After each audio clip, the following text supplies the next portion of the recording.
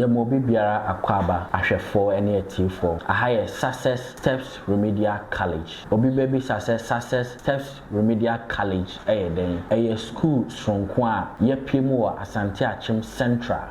Konongo na ye boa wona watro WASSCE baako mienu miensa na ankoya mom no na ya boa wo mo ya prepare wo mo se de be ya wo mo betro na mo atwa na mo de atoa so akọ baabi biara wo mo pese wo mo de kọ no enye omo atro bi nko a de ontro bi kra no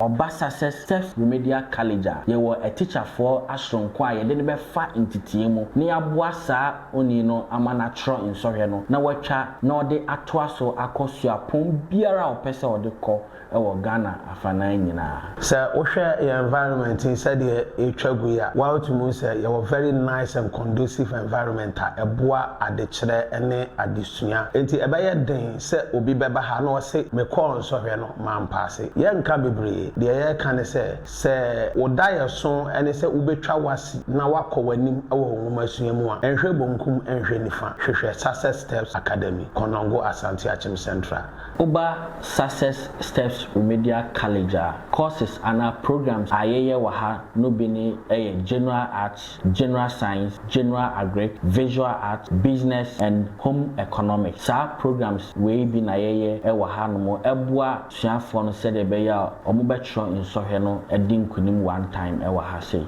Emfa ho ne baabi biara obefree aba. Sa oba Success Steps Remedial College ye wo hostel Samson ye wo boarding facility a ye betime de accommodate obi biara ni baabi biara obefree ayeden aba. Sa oba ye hostel facility na krabehwe ye say Success Steps Remedial College ye say your success is our priority. Samo paye shira kwaya mo betime afa your number so 0548 34 31 99 Bachelor me sense to be 0548 34 31 99 and now say 0247 85 47 34 and now say 0247 08 5078 0247 08 5072